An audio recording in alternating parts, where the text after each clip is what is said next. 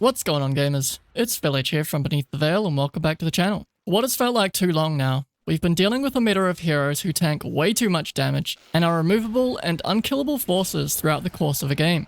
For support players, an often overlooked and misunderstood itemization choice is today's item focus, Urn of Shadows, and its upgrade, Spirit Vessel. It's not a super flashy item like a Blink Dagger that if utilized well has a very potent, clearly visible impact on the game. However, if utilized to its fullest extent by an intelligent player, it often carries games from the background, edging out small advantages in every engagement. Throughout the course of this video, we'll explain the mechanics of Urn and Vessel, who it works with, who it works against, how to fit it into your itemization order, when to use charges to heal and when to use charges to fight, what items and neutral items amplify the damage it deals, and finally we'll cover how it synergizes with other healing reduction items throughout the course of the game. Regardless of whether you're a core player or a support player, you will be sure to find value in this video and become a better gamer for it. Feel free to use the chapters to jump around this video if you're already aware of certain mechanics. As a reminder, for those who struggle to understand my New Zealand accent, or just struggle with English in general, please feel free to enable closed captions and let us know in the comments if you'd like additional languages added into our closed captions ecosystem.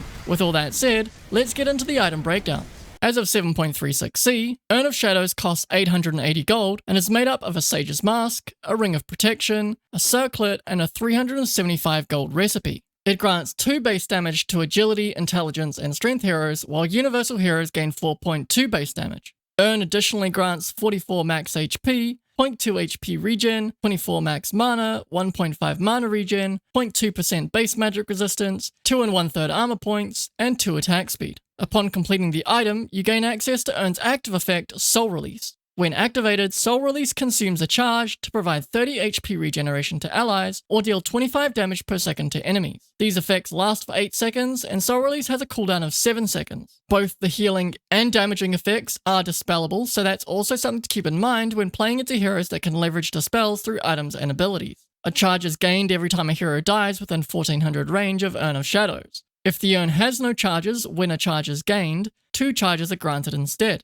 A single charge is also granted if the wielder of the urn dies while the urn has no charges in it. Do note that if multiple allied urns or spirit vessels are in play, only the urn that is closest to the dying hero will gain a charge, so in general you only want to have one urn or vessel on your team. When upgrading to Spirit Vessel, the Urn of Shadows is combined with a crown, a fluffy hat, and a 1200 gold recipe. It grants 6 base damage to Agility, Intelligence, and Strength heroes, while Universal heroes gain 12.6 base damage. All heroes gain 257 max HP, 0.6 HP regen, 72 max mana, 2.05 mana regen, 3 armor, and 6 attack speed. When upgraded, Spirit Release gets an upgraded effect.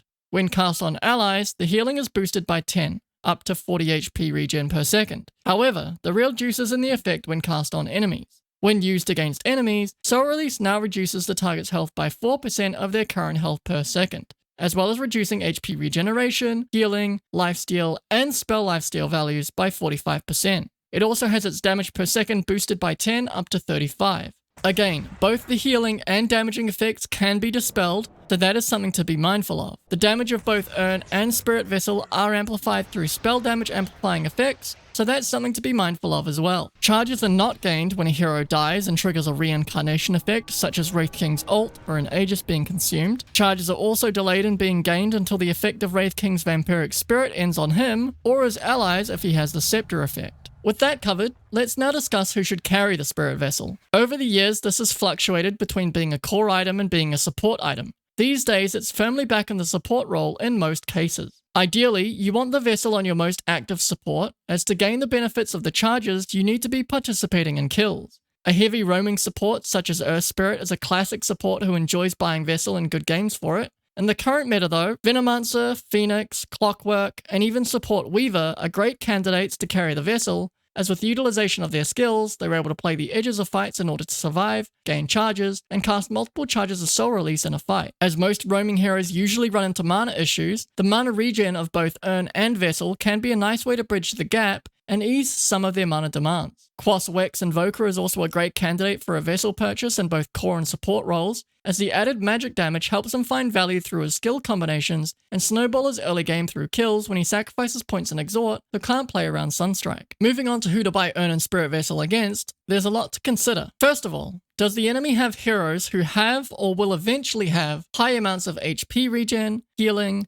lifesteal, or spell lifesteal? And do they have easy ways to dispel soul release? When thinking of high HP regen, there's heroes like Alchemist, Axe, Bristleback, Centaur Warrunner, Huskar, Pudge, Primal Beast, and Dragon Knight. You do have to be mindful of both Alchemist and Huskar's dispels through their ultimate, and wait for those effects to come out before casting Soul Release, or find some utility to prevent them from activating it in the first place. A high regen hero whose Spirit Vessel isn't great against is Tidehunter due to his innate blubber, passively dispelling Tidehunter once he takes more than 500 damage, so Soul Release can often be instantly dispelled right after it's applied. For heroes with high amounts of healing, there's Io, Broodmother, Necrophos, Phoenix, Pugna, Treant Protector, Winter Wyvern, as well as Witch Doctor, who is plaguing games at the moment with the healing he gets from his Voodoo Festeration facet. 7.36C has halved the amount of healing he receives, so this facet may fall out of favor, but Vessel is still good against him if he takes the other facets and Restoration heals his allies. Even a Death Prophet who is running the map with Soul Siphon can have the healing she receives reduced with a Vessel placed on her, forcing her to buy a Dispel through something like BKB, Yules, or Lotus Orb to deal with it. An often overlooked Spirit Vessel candidate is Lone Druid, who relies a lot on the healing from his bear through Spirit Link in order to sustain himself. Wait until he activates True Form to then nuke down his larger HP pool much faster, all while reducing the amount of healing his bear is meant to be giving him. When Morphling uses his shift between agility and strength, this technically counts as healing, and the overall amount he will heal as he gains points in strength can be reduced by Spirit Vessel. So, catching him with his pants down while he's high agility can often lead to easy kills using Spirit Vessel, where otherwise he might sustain through the jump and survive. An example of a healing hero whose Spirit Vessel isn't good against is Oracle, since his Fortune's End ends up having a low cooldown, and he can use it on any of his allies or himself to dispel the Soul Release debuff from them. When thinking of heroes with high lifesteal, there's Lifestealer, Monkey King, Marcy, Drow Ranger through a level 15 talent, along with a plethora of heroes who like to build Mask of Madness or Satanic, such as Faceless Void, Luna, Sniper, Troll Warlord, and Ursa. Again, keep in mind that when utilizing the Unholy Rage active of Satanic or Mirror Image of Manta style that heroes like Drow Ranger like to build, that the hero gets a basic dispel applied. If the enemy has one of these items, you need to either wait until they activate the dispel to then target them with Soul Release, or use other utility to stop them being able to cast items. If you haven't already, watch our video on Manta Style to learn how you can train yourself to identify which illusion is the real hero if they activate Manta Style in front of you. An unexpected hero that lifesteals is Meepo, who through Ransack deals pure damage while also healing the damage dealt. This spell is mechanically boosted by both lifesteal and spell lifesteal amplification simultaneously, so casting Soul Release on one of the clones to then focus it down and drastically reduce the amount of healing it can receive massively helps your team in killing off Meepo. An example of a lifesteal hero that Spirit Vessel isn't amazing against is Legion Commander. She gets lifesteal through a passive Moment of Courage procs and can purge the Soul Release debuff on herself and her allies through Press the Attack. Lifestealer does have access to Rage, but he typically pops it for other effects, so it's more reliable to force him to Rage and then use Soul Release on him. Heroes can also leverage Sange in any of its upgrades in order to amplify the amount of lifesteal as well as HP regen they receive, which Vessel helps to counteract. Finally, and perhaps the least well understood, heroes who utilize spell lifesteal can also have their survivability heavily hindered by Spirit Vessel. Classic examples are Leshrac leveraging Bloodstone, as well as Io, who with their shard gets spell lifesteal on overcharge and also grants it to their tethered ally. Muerta also gains spell lifesteal during her Pierce the Veil ultimate when purchasing her shard, and Queen of Pain gains spell lifesteal if leveraging her Succubus facet. A meta hero who can use spell lifesteal is Beastmaster when playing around his drums of Slum granted through his Aghanim Scepter. While the initial skill just heals him for the damage dealt, Beastmaster can build Bloodstone to increase the AoE of the effect while also lifestealing from the initial damage, then simultaneously healing from the pulse of healing afterwards. Casting Soul Release on him can heavily debilitate his overall healing capabilities through both the damaging and healing mechanics of the effect, and causes him to die much more quickly. Any hero utilizing Bloodstone, Dagon, or Revenant's Brooch will gain spell lifesteal, and they can amplify their spell lifesteal values through building Kaya and any of its upgrades. The tier 2 neutral item Vampire Fangs and tier 3 neutral Paladin Sword will also at present grant spell lifesteal alongside normal lifesteal, so it's something to keep an eye out for. As the meta shifts and new builds start coming out revolving around a hero lifestealing from their spell damage, always keep Spirit Vessel in the back of your mind as an itemization choice to heavily hinder their build's overall power. If you're finding this video helpful along with the other videos on our channel, please consider subscribing if you haven't already. It's a small gesture which costs you nothing but helps us immensely. Thank you to the over 6,000 of you that have done so already, and thanks in advance to those of you who haven't yet for taking a moment to consider doing so. Let's get back to it. When approaching Itemisation Order, it really changes from hero to hero and matchup to matchup. In general, most heroes who want to eventually leverage Spirit Vessel want to get the Urn of Shadows before fully completing their boots, as it gives them more chances to build up charges at the earlier stages of the game where the raw damage from an Urn soul release is at its most potent. Sometimes it's valid to get boots of speed and then finish Spirit Vessel, but typically it's meta to go back to complete boots before completing Spirit Vessel if the boots you're upgrading to significantly help your team in some way. Sometimes there's validity in naked rushing Vessel even before getting boots of speed, and sometimes there's validity in getting another major item such as Yules, Force Staff, or Glimmer Cape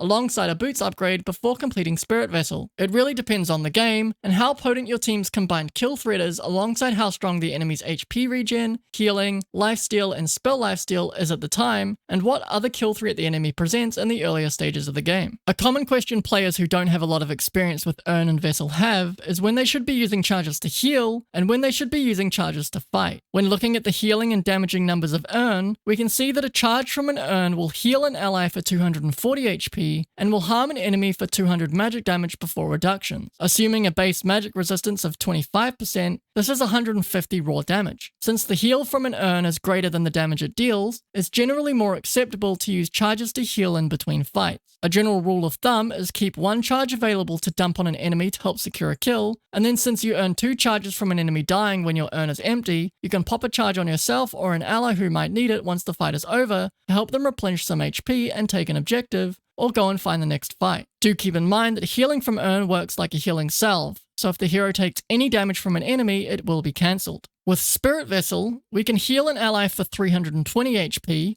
or deal 280 magic damage before reductions, which shakes out to 210 damage assuming a base magic resistance.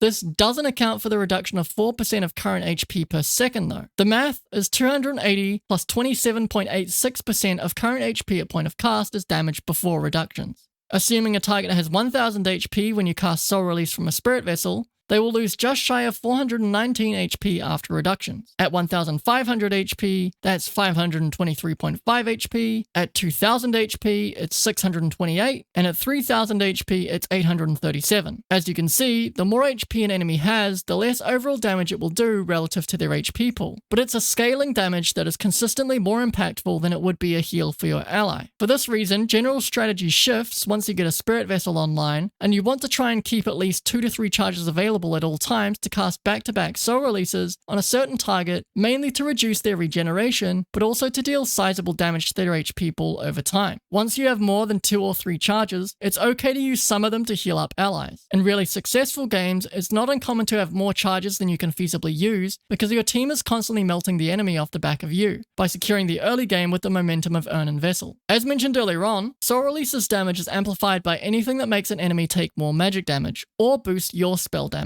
Veil of Discord's magic weakness active and its upgraded Shiva's Guard Arctic Blast active both increase the damage enemies take from spells by 10 and 15% respectively. Kaya and its upgrades Yasha and Kaya, Meteor Hammer, and Kaya and Sanj all provide between 10 to 12% spell amplification along with the other benefits they provide. When considering neutral items, Fairy's Trinket at Tier 1 increases spell amplification by 5%, at Tier 2, the passive Tunnel Vision of Whisper of the Dread trades 15% of daytime vision in exchange for an 8% increase in spell damage. Vambrace can be toggled to Intelligence to give 6% spell amplification, and the passive Magic Amp of Grove Bow reduces enemy magic resistance by 15% when debuffed by an auto attack. At Tier 3, a target debuffed by Nemesis Curse will take 8% more damage from all sources, which includes Soul Release damage. This debuff is also applied by unit target spells, including Soul Release, whereas Grovebow requires auto attack damage, so that's something to keep in mind. The passive Ceremonial Aura of Ceremonial Robe lowers enemy status resistance and magic resistance by 10%,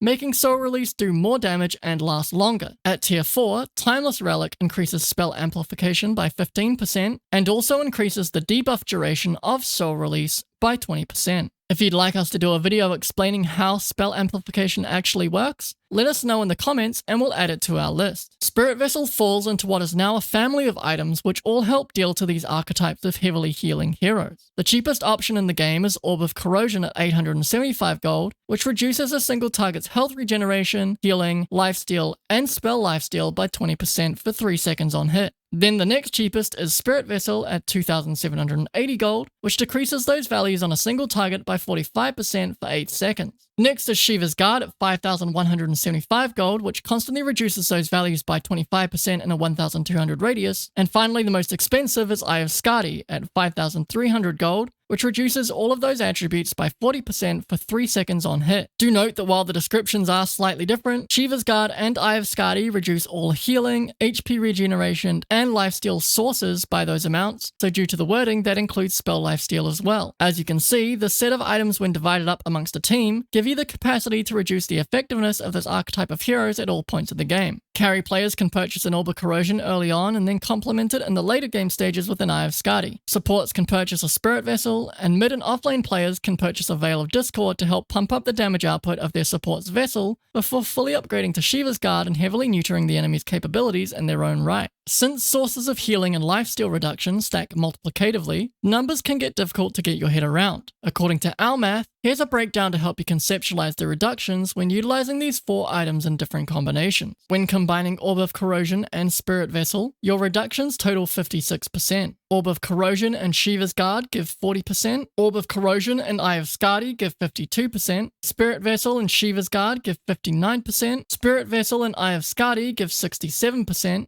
Shiva's Guard and Eye of Skadi give 55%, Orb of Corrosion, Spirit Vessel, and Shiva's Guard give 67%, Orb of Corrosion, Spirit Vessel, and Eye of Skadi give 74%, Orb of Corrosion, Shiva's Guard, and Eye of Skadi give 64%, Spirit Vessel, Shiva's Guard, and Eye of Skadi give 75%, and finally Orb of Corrosion, Spirit Vessel, Shiva's Guard, and Eye of Skadi give 80% total. When we take all that data and arrange it based on combined cost, there's a few things that jump out at us regarding efficiency of our team's overall build order based on net worth. As you can see, an Orb of Corrosion and Spirit Vessel costs our team 3,655 gold and gives us a massive 56% total healing reduction to our enemy. This value doesn't get passed until we have spent more than double the cost of those 2 items to get a Spirit Vessel paired with a Shiva's Guard at a total 59%. It makes much more sense for that reason to get an Orb of Corrosion first, then a Spirit Vessel, then work towards a Shiva's Guard and Eye of Skadi simultaneously. If our offlaner, for example, gets the Shiva's Guard online first, that's fine as we get 67% total healing reduction playing with those 3 items. However, if our carry gets Skadi online before we get the Shivas, then we get 74% healing reduction on whoever we choose to focus down, which is nearing our highest peak of reduction. Once we get all 4 items online, we hit our peak healing reduction of 80%. In late game situations where we start running into slot efficiency issues, it's fair to have whoever is carrying the Orb of Corrosion sell it to make room for a more powerful late game item, as our total reductions go down to 75% total, and that isn't accounting for the natural synergy between the Arctic Blast active, amplifying our damage through Spirit Release by 15%. As you can see, the moment we sell the Spirit Vessel though, our healing reduction plummets by 20% if we're relying on just Shiva's Guard and Eye of Skadi. This is what I was alluding to in the intro when I mentioned how Vessel isn't a super flashy item with an obvious impact, but it has a huge amount of hidden impact if used intelligently. If you really think that you need the full 80% reduction instead of 75%, you could look to a support with a free slot to buy an Orb of Corrosion so your carry can sell theirs. But that's something to weigh up game to game and consider how critical that 5% difference is in that particular instance.